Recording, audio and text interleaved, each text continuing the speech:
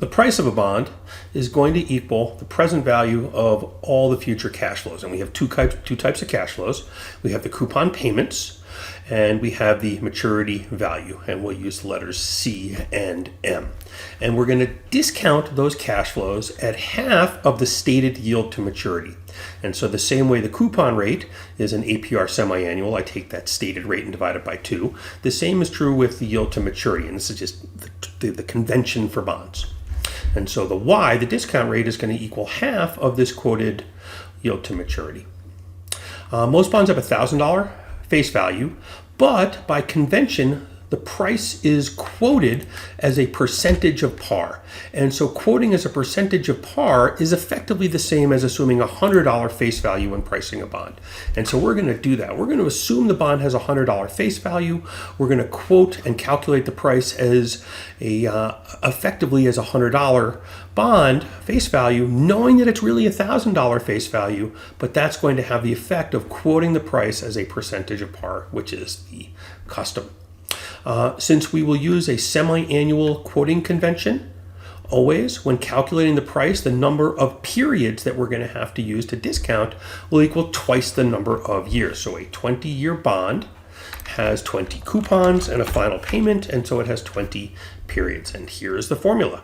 The price is equal to the first cash flow divided by 1 plus y, and the second cash flow divided by 1 plus y squared, and so on till the final time n cash flow, which for a 10-year bond is 20, and for a 15-year bond is 30. And at the last payment, I get both C and M discounted. And here it is, just using other notation that you may see, summation notation.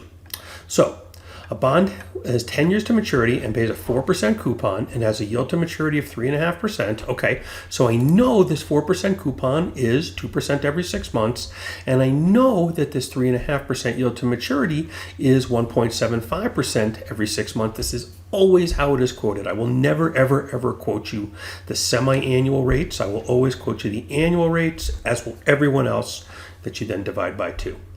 And so the C for this bond, the coupon payment, is going to be $2. That's the 4% divided by 2 times this $100 face value. Remember, we're pretending it has a $100 face value. The yield to maturity is half of the 3.5%, or 0.0175. The M, or maturity value, is $100, because remember, we're pretending it's a $100 bond. And N is twice the years to maturity, which is equal to 20.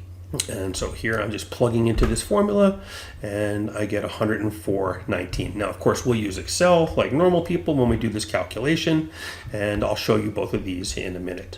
When we're calculating the yield to maturity, we usually actually go the other way. So for example, given a price and given the cash flows, I can calculate the discount rate that equates the price that I'll pay, which is the 104.19, and the cash flows that I receive, which are the $2 every 6 months and the $100 at the end. And so I would therefore use Excel to figure out the 0.0175 every 6 months, which I would always quote as 3.50%, that equates this $2, and $100 cash flow to the 104.19 payment. And again, we always calculate it on a semi-annual basis, and then I double it.